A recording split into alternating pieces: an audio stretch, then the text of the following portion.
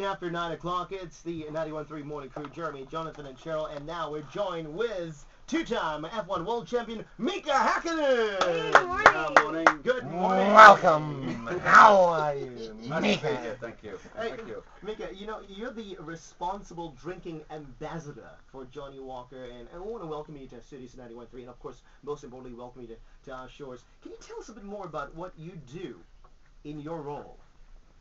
Okay, I joined first with Johnny Walker 3 years ago. Yeah.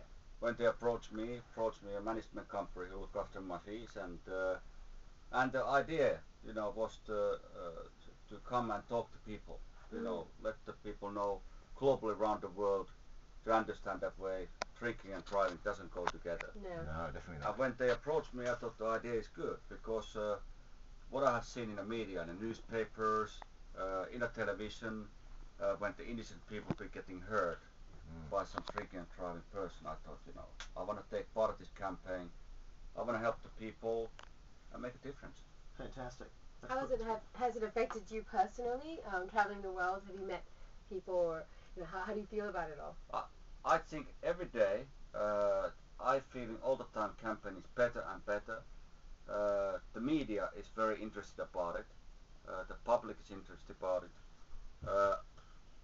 At the moment, I think about in 3 years' time, about more than 600,000 people have joined the pact. So they have given their commitment, they have given their signature to join the pact. They never drink and drive. Excellent. And this is not even globally worldwide. This is just a few countries.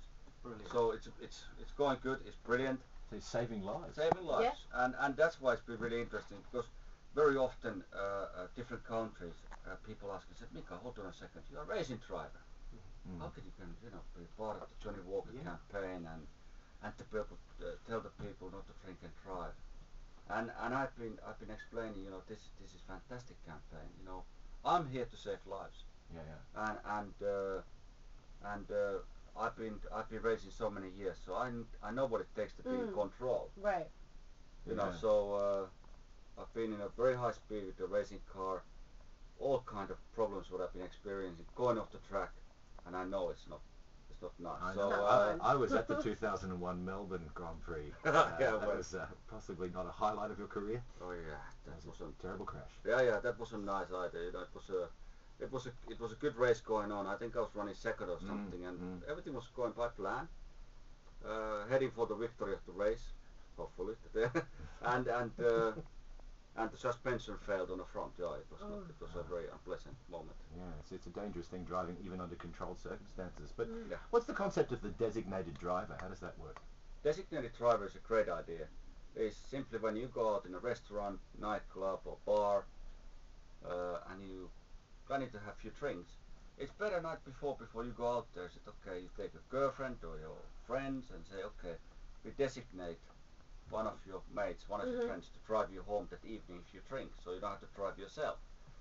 Okay, so a group of friends you could take it in turns. This week someone will be the designated driver, so you don't drink this particular, and then next week it's someone else's turn. Exactly. So that means designated driver, and I think it's a great idea. So then you don't have to take it. You know, you can take a taxi or you can take whatever, but that's one idea. To choose the designated driver. Yeah. Cool. Brilliant. Before we go for a break, I think maybe in everybody's mind to ask one question. How was it like, and of course, the decision for you to decide to stop racing altogether on the tarmac, on the tracks? To stop racing? Yeah. Oh yeah, I stopped racing quite a 10 years ago, quite a long time ago. You know, quite a long time ago, and in that moment, you know, when I decided to stop, it was easy because I was completely finished.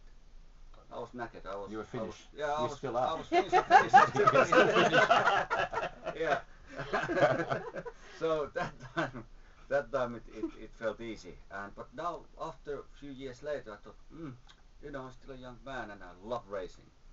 So I still love racing, and you know, maybe one day I'm gonna do it again. But I'll take you out of my Honda, mate. You know, my 1990 1.6 litres of pure power. Oh, I'm excited.